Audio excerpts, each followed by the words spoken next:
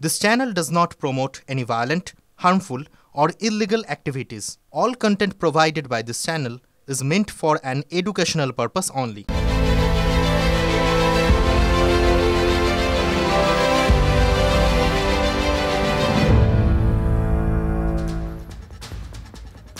নমস্কার, টিভি9 বাংলায় আপনাদের স্বাগত জানাই। রাত ৮টা মানে হাজির ঠোঁটকাটা। আজ রোববার, আমি শুভজিৎ আপনাদের ঠোঁটকাটা হাজির মানে সেই সমস্ত বিষয় হাজির। আর এই মুহূর্তে যে বিষয় নিয়ে সব থেকে উত্তাল এ রাজ্য, এ দেশ এবং পৃথিবীও, বলা যায় এক আশ্চর্য সময়ের মধ্যে দিয়ে আমাদের রাজ্য যাচ্ছে। বিদ্রোহের ঝড় একে বলতেই পারেন। আরজি করে অন ডিউটি চিকিৎসককে ধর্ষণ করে খুনের প্রতিবাদে একটাই স্লোগান, সবার, আমার, আপনার, আমাদের প্রত্যেকের একটাই স্লোগান, উই ওয়ান্ট জাস্টিস। ছুটির রবিবার, বৃষ্টি ভেজা রবিবারেও সে আগুন কিন্তু একেবারেই নেভেনি। এই স্লোগানে আজও সরব হয়েছেন এই শহরের অসংখ্য মানুষ। কি সেই স্লোগান? বিচার চাই, উই ওয়ান্ট জাস্টিস। ফেস্টুনে লেখা জাস্টিস ফর আরজি কর, তার উপর একসঙ্গে ইস্ট বেঙ্গল, মোহনবাগান, মোহামেডানের পতাকা। দেখাচ্ছি সেই ছবি আপনাদের। আজ ডুরান্ডের ডার্বি ছিল। মোহনবাগান ইস্ট বেঙ্গল সমর্থকরা মাঠে প্রতিবাদ জানানোর পরিকল্পনা করেছিলেন। গতকাল আচমকাই ডার্বি বাতিল করা হয়। নিষেধ উড়িয়ে দিয়ে যুবভারতীর সামনেই ন্যায় বিচারের দাবিতে বিক্ষোভ দেখালেন ফুটবল প্রেমীরা। যুবভারতীর সামনে যখন ফুটবল প্রেমীদের এই প্রতিবাদ চলছে, ঠিক তখনই রাস্তায় নামতে দেখা যায় টলিউডকেও। টলিউডের অভিনেতা, অভিনেত্রীদের এবং কলাকুশলীরাও সেখানে ছিলেন। সেখানেও একটাই স্লোগান ছিল, we want justice, we want justice. বৃষ্টিমাখা রবিবারের বাংলায় পাড়ায় পাড়ায় তখন প্রতিবাদের নানা স্বর। কোথাও গান, কোথাও ছবি আঁকা, কোথাও পথনাটক।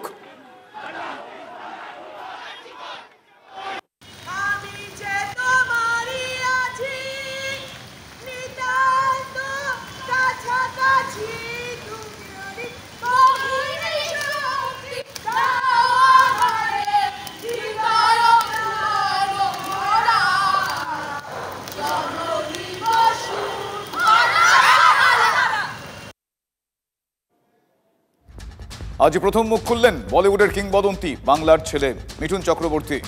একটাই স্লোগান, উই ওয়ান্ট জাস্টিস। বাঙালি হয়ে মাথা উঁচু করে দাঁড়াবার ক্ষমতা হারিয়ে ফেলছে। পরিবারের প্রতি আমার সম্পূর্ণ সহানুভূতি রইল। আর যারা যারা এই ঘটনার সাথে যুক্ত, তাড়াতাড়ি তাদের সবাইকে গ্রেপ্তার করে শাস্তি দেওয়া হোক। এটাই আমার কাছে সব থেকে বড় কাম্য। ওই দক্ষিণে খোলা জানালার গাঙ্গুলি গ্রুপ আপনার পছন্দ বোঝে। এই শহরে নিজের মতো ঘরকে ভালোবাসে। গাঙ্গুলি গ্রুপ, বর্ষার বসতবাটি। গত কয়েকদিন সত্যি একের পর এক অচেনা ছবি আমাদের রাজ্য দেখছে। অপরাধীদের ফাঁসি চাইছেন কোন রাজ্যের মুখ্যমন্ত্রী। প্রথম দিন থেকে অপরাধীর ফাঁসি চাইছেন কোন রাজ্যের মুখ্যমন্ত্রী। শোনাবো। প্রথম দিন ডে ওয়ান থেকে আমি বলে আসছি, দোষীদের শাস্তি হোক, শাস্তি মানে ফাঁসি হোক। আমরা রাজ্য সরকার ফাঁসির পক্ষে। এ ঘটনা যখন ঘটে তখন সে সময় মুখ্যমন্ত্রী কলকাতায় ছিলেন না। ফিরে আসার পর তিনি চলে যান পানিহাটিতে, তিলোত্তমার বাড়িতে।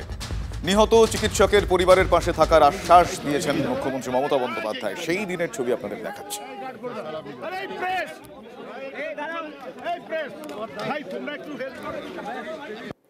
যদি বাবা মার কোনো সন্দেহ থাকে, তাদের থেকে তার কথা শুনবার জন্য আমি প্রায় 1 ঘন্টা ছিলাম। তারপর প্রথম তাল কাটলো আজ। তিলোত্তমার বাবা মা আজ প্রথমবার দাবি করলেন প্রকৃত ঘটনা আড়াল করা হচ্ছে। যদি বাবা মার কোনো সন্দেহ থাকে, তাদের থেকে তার কথা শুনবার জন্য আমি প্রায় 1 ঘন্টা ছিলাম। ভাবুন কত আশ্চর্য ঘটনা। আরজি কর মেডিকেলে অন ডিউটি চিকিৎসককে ধর্ষণ করে খুন করা হলো।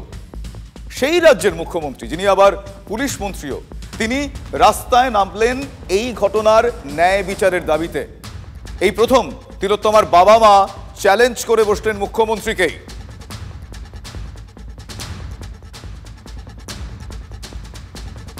এরা কিন্তু রাজনৈতিক দল পরিকল্পিতভাবে করছে, কারণ তারা মমতা ব্যানার্জিকে সরাতে চায়।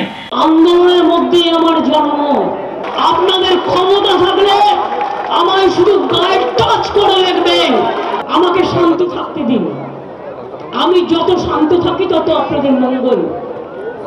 আর আমায় যদি আঘাত করেন, আমি হয়ে যাই টর্নেডো, আমি হয়ে যাই টর্নেডো, আমি হয়ে যাই সুনামি, আমি হয়ে যাই সাইক্লোন, আমি হয়ে যাই জীবন্ত নাশ। উনি এত কথা বলছেন, উনি নিজে রাস্তায় নামছেন, আন্দোলন করছেন, নির্যাতিতার বিচার চাই, এদিকে উনি আন্দোলন যাতে না হয় সেই বন্ধ করারও চেষ্টা করছেন। এটা কি ধরনের দ্বিচারিতা কেন করছেন উনি? উনি তাহলে কি জনগণকে, সাধারণ জনগণকে ভয় পাচ্ছেন? ভুলে গেলেন সিপিএম নাটকটা করতে নেমেছেন কেন আমি জানি।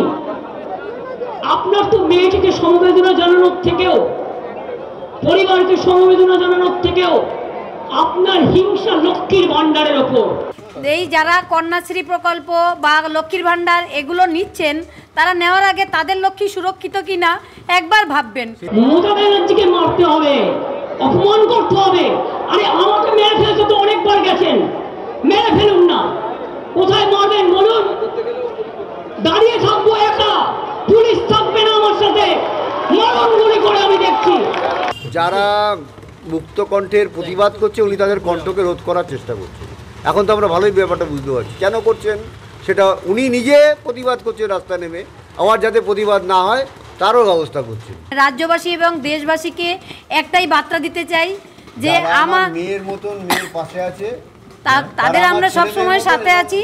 ওনার বাধা না মেনে তারা যেন আমাদের পাশে থাকে। রং ছাড়াই আমাদের কাছে এসে দাঁড়াচ্ছে, তারা দাঁড়িয়ে তারা এর বিচার চাক, এটা আমরা সবার কাছে চাই। ওই দক্ষিণে খোলা জানালার হাওয়া, গাঙ্গুলি গ্রুপ আপনার পছন্দ বোঝে। এই শহরে নিজের মতো ঘরকে ভালোবাসা। গাঙ্গুলি গ্রুপ, ভরসার বসতবাটি। যতবার ডার্বি ততবার হারবি। যুযুধান দুই দলের এক দল জিতলে অপরকে খোঁচা দিতে এই স্লোগানটাই বহুদিন ধরে চলে আসছে, আপনারা জানেন। কিন্তু রোববার মানে আজ সেই চেনা ছবিটা একেবারে বদলে গেল। অসম্ভব সেই বদল, অভূতপূর্ব সেই বদল, নজিরবিহীন সেই বদল। দেখুন, শনিবারই ডুরান্ট কমিটি জানিয়ে দিয়েছে পর্যাপ্ত পুলিশ পাওয়া যাবে না, তাই ডার্বি বাতিল। আপনারা প্রত্যেকেই জানেন সেই খবর।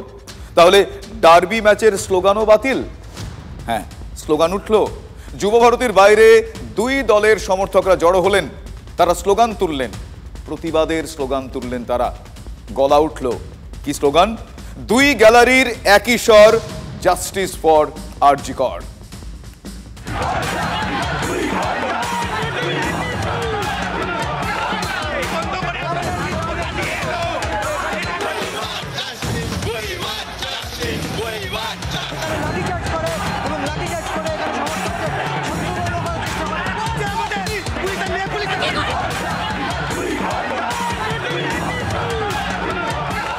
জবাব দিতে বলুন, পর্যাপ্ত পরিমাণে পুলিশ থাকা সত্ত্বেও ডার্বি কেন হচ্ছে না? পর্যাপ্ত পরিমাণে পুলিশ আছে, একবার ঘুরিয়ে দেখান। পর্যাপ্ত পরিমাণে পুলিশ থাকা সত্ত্বেও কোনো ডার্বি হচ্ছে না। এই বর্বর, এই নোংরামি আর আমরা সহ্য করতে পারছি না। আজকে পুলিশ আরজিকরটা ভাঙচুর হতো না, আরজিকরটা যে ভাঙচুর হতো না, এত পুলিশ কোথায় ছিল? দেখো, ফুটে উঠে 200 মিটারের বাইরে ছিল কিন্তু সমর্থকরা, তা সত্ত্বেও তাদেরকে লাঠিচার্জ করা হচ্ছে। দেখো, মহিলা পুলিশটা আমাকে মারছে, মহিলা পুলিশকে মারছে। আজকে থেকে কি বলবে? তো পুলিশের কথা শুনে আপনারা তো পুলিশের কি বলবে? আমি তো টিএমসি মারি করি, আজকে থেকে কি বলবে?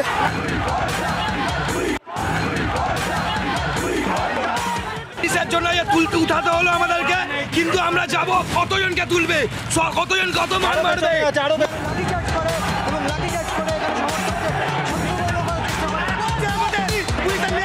আমরা কোনো দলের হয়ে আসিনি স্যার।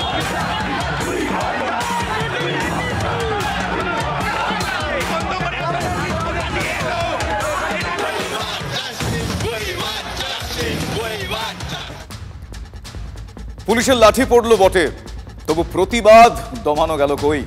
গলা উঠল আরো জোরে। হাসপাতাল ছাড়িয়ে সে প্রতিবাদ ময়দানেও। প্রতিবাদের সুর মিলেমিশে একাকার হয়ে গেল। সত্যি তো, আমরা জানি বাঙালির আবেগ ফুটবল, আর সেই আবেগের ডার্বি বাতিল। হ্যাঁ, স্লোগান উঠবে না, তাই আজ সব দল এক হয়ে গেল। কাজ হবে তার বিরুদ্ধে সবাই, আমরা সবাই। যে ঘটনা ঘটেছে এটা কেউ কখনো সাপোর্ট দিতে পারে না এইভাবে। সুতরাং ইস্টবেঙ্গল মোহনবাগান সাপোর্টার এক জায়গায় হয়ে এটার যে একটা প্রতিবাদ জানাচ্ছে, এটাতে আমি মনে করি খুবই ভালো করছে। এটাই তো হওয়া উচিত। এমন একটা ইস্যু যেখানে সব মানুষ সোচ্চার হবে, সব মানুষ, irrespective of all thoughts and everything. সুতরাং এখানে আমি অবাক হওয়ার কিছু দেখছি না, কারণ এমন একটা ইস্যু সারা পৃথিবী কখনো দেখেছি কিনা সন্দেহ আছে। এখন ঠিক বলতে পারবো না, কিন্তু এখন এই আবেগের একটা ব্যাপারটা এখন হয়েছে, সেই আবেগের সঙ্গে তো আমরা সকলে সহমত, কাজে এই আবেগটাকে সম্মান জানাতেই হবে। আচ্ছা, ডার্বি বাতিল হলো কেন? আসলে তিলোত্তমার খুন আম আদমির মনে এমন একটা ধাক্কা দিয়েছে যে বুক ঠেলে বেরিয়ে পড়ছে প্রতিবাদ প্রত্যেকের, হ্যাঁ প্রায় প্রত্যেকের। এই তো মধ্যরাতের স্বাধীনতায় রাত দখলে রেখেছে বাংলা, এ বাংলা আমাদের বাংলা। এবার ঠিক ছিল ডার্বির ম্যাচে, মানে সেই ম্যাচের দিন মাঠ দখলে। ঠিক হয়েছিল তিলোত্তমাকে ধর্ষণ ও খুনের প্রতিবাদে ন্যায় বিচারের দাবিতে টিফো, ব্যানার, পোস্টারে ভরিয়ে দেওয়া হবে গ্যালারি।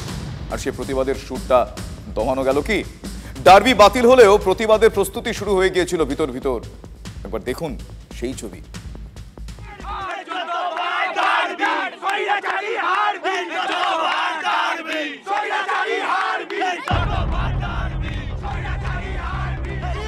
বাতিল ডার্বি, দিকে দিকে পথে প্রতিবাদে ফুটবল প্রেমীরা।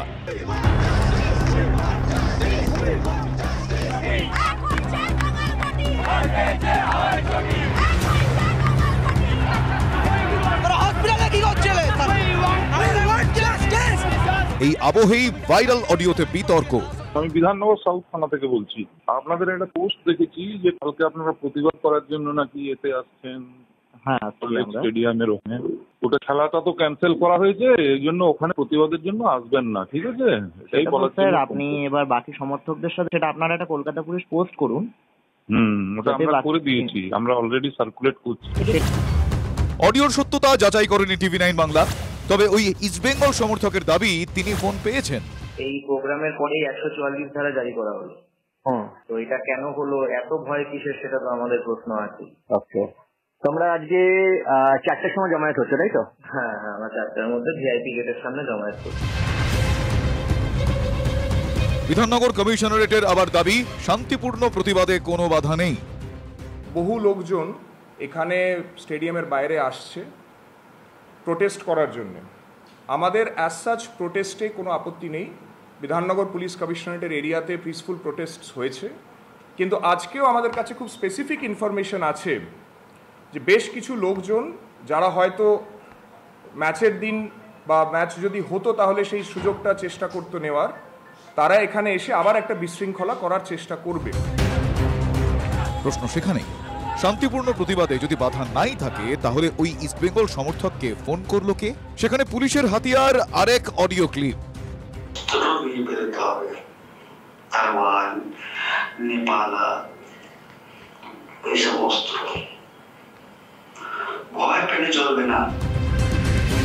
হাতিয়ার অডিও ক্লিপ, আর তারপরেই কড়া পুলিশ ইনস্টিগেট করছে। বিভিন্ন সূত্র থেকে আমরা এটা জেনেছি, আর সেটাকে মাথায় রেখে আজকে 144 ধারা, যেটা এখন বিএনএসএস এর আন্ডারে 163 ধারা, বিকেল 4টে থেকে এবং রাত্রি 12টা অবধি এই 144 ধারাটা বা 163 বিএনএসএস, সেটা কিন্তু স্টেডিয়াম এবং তার আশেপাশের এলাকাতে লাগু থাকবে। তাহলে যুবভারতী স্টেডিয়ামের বাইরে প্রতিবাদ বন্ধ?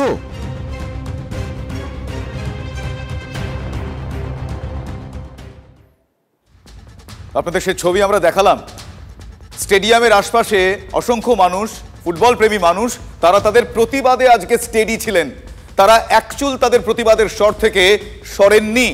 তাদের প্রত্যেকে, তারা কেউ ইস্টবেঙ্গলের সমর্থক, কেউ মোহনবাগানের সমর্থক, কেউ মোহামেডান স্পোর্টিংয়ের সমর্থক, তাদের খেলার মাঠে খেলাকে কেন্দ্র করে গোল হলে যেই চিৎকার উঠে আসে, আজ প্রত্যেকের সেই চিৎকার গোল ছিল বটে, তবে সেই গোল আলাদা ছিল। সেই গোল বা সেই গন্তব্য ছিল আজকে জাস্টিস। তারা আজকে জাস্টিসের জন্য চিৎকার করেছেন, তারা আজকে গলা তুলেছেন। এই মুহূর্তে সেখানকার ছবি আমার সামনে তুলে ধরবেন আমার সহকর্মী অরিত্র রয়েছেন আমার সঙ্গে সরাসরি। অরিত্র, আমরা দেখেছি মাঠে ম্যাচ হয় 90 মিনিটের, কিন্তু আন্দোলন যখন সেই ম্যাচ ঘিরে যারা থাকেন তারা পথে নামেন, তারা প্রতিবাদী হন, সেই আন্দোলন তার সময়সীমা 90 মিনিট ছাড়িয়ে অনেক বড় হয়ে যায়। আজ তাদের সেই প্রতিবাদ এই মুহূর্তে কি প্রস্তুতি, কি পরিস্থিতি এই মুহূর্তে?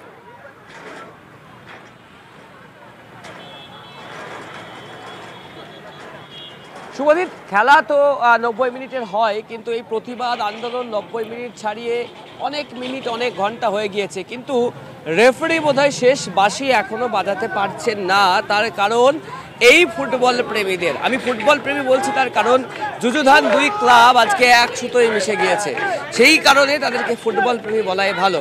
তবে দেখতে পাচ্ছ এই মুহূর্তে তারা অবস্থান বিক্ষোভ কিন্তু চালিয়ে যাচ্ছেন বেলেঘাটা বিল্ডিং মোড়ে। উল্টো দিকে পুলিশের তরফ থেকেও কিন্তু এবার তৎপরতা বাড়ছে, কারণ ওই যে তোমাকে বলছিলাম রেফারি বোধহয় বাঁশিটা এখনো বাজায়নি, হয়তো এবার বাজাবে, কারণ পুলিশ বহুবার বোঝানোর চেষ্টা করেছে যারা ফুটবল প্রেমী সমর্থক রয়েছেন তাদেরকে, কিন্তু তারা তাদের অবস্থানে অনড় রয়েছেন। এবং এই মুহূর্তে দেখতে পাচ্ছ বিরাট পুলিশ বাহিনী কিন্তু ক্রমশ যারা অবস্থানরত অবস্থায় রয়েছেন তাদেরকে বোঝানোর পাশাপাশি তাদেরকে সরিয়ে দেওয়ার কাজ শুরু করেছেন। এবং যে ছবি দেখাচ্ছি বিরাট পুলিশ বাহিনী কলকাতা পুলিশের, তারা কিন্তু এই মুহূর্তে তৎপরতা দেখাতে শুরু করেছে। ধন্যবাদ অরিত্র। আমি কথা বলছিলাম সহকর্মী অরিত্রর সঙ্গে। অরিত্র, সেই ছবি আপনাদের দেখাচ্ছিলেন, এখনো সেখানে প্রতিবাদ চলছে। ডার্বি বন্ধ, বন্ধ প্রতিবাদও ঠিক হলো না, ভুল হলো সিদ্ধান্ত। এই সিদ্ধান্তটা যে ভুল সেটা তো শনিবারই ধরিয়ে দিয়েছিলেন কুণাল ঘোষ, তারপরও আজও চলল। ইস্টবেঙ্গল তৈরি আছে, তৈরি ছিল মোহনবাগানও, এমনকি মোহামেডানের সমর্থকরাও। কিন্তু কিছুক্ষণ আগে যার কথা বললাম সে বক্তব্যটা একবার আপনাদের শোনাই। এটা ভুল সিদ্ধান্ত, এটা পুলিশ দেয়া যাবে না। পুলিশ আমাদের অন্য জায়গা থেকে তুলে এনেও কাল চ্যালেঞ্জ নিয়ে ডার্বিটা করানো উচিত ছিল।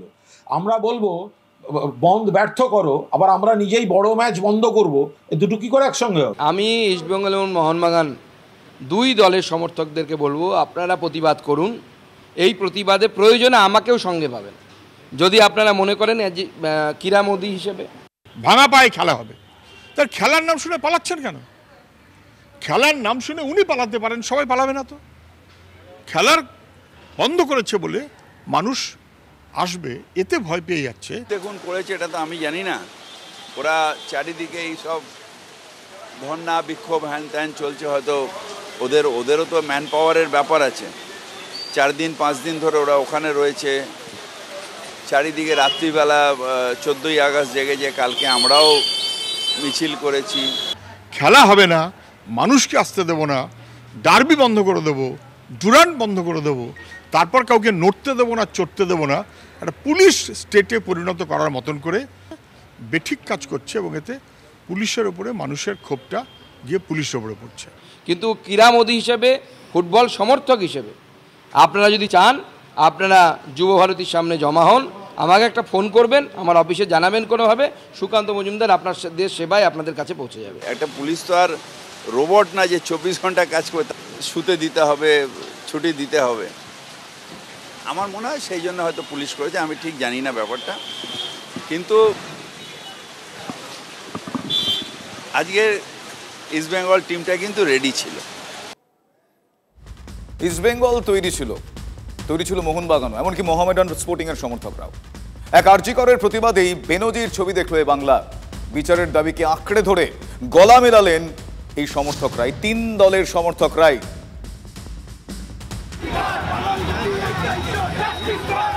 ইস্টবেঙ্গল জার্সি পরে হাতে সবুজ মেরুন পতাকা, আবার মোহনবাগানের জার্সি হাওয়ায় দোলাচ্ছে লাল হলুদ পতাকা। এমন ছবি কেউ কখনো দেখেছে কি?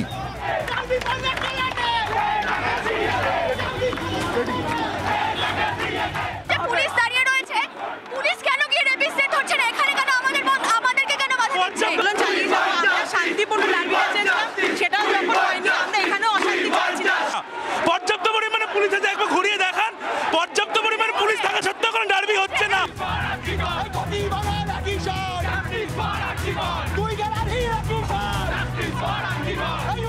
গ্যালারির একই স্বর, এবার যোগ দিল আরেক প্রধানের সমর্থকরা। শুধুমাত্র ইস্টবেঙ্গল বা মোহনবাগান সমর্থক নয়,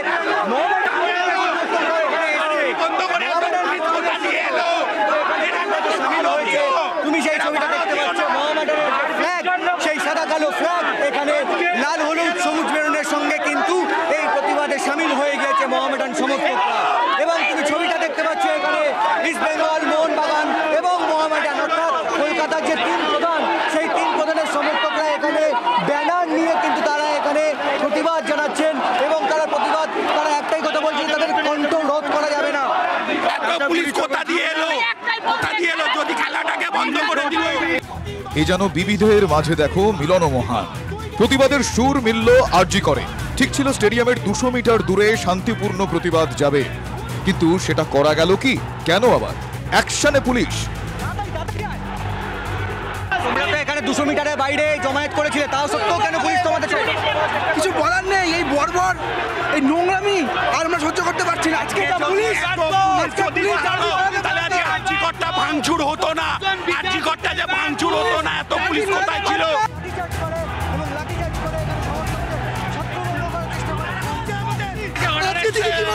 পুলিশের কথা শুনে আপনারা তো পুলিশের কি বলবে? আমি তো টিএমসি মনে করি, আজকে কি বলবে?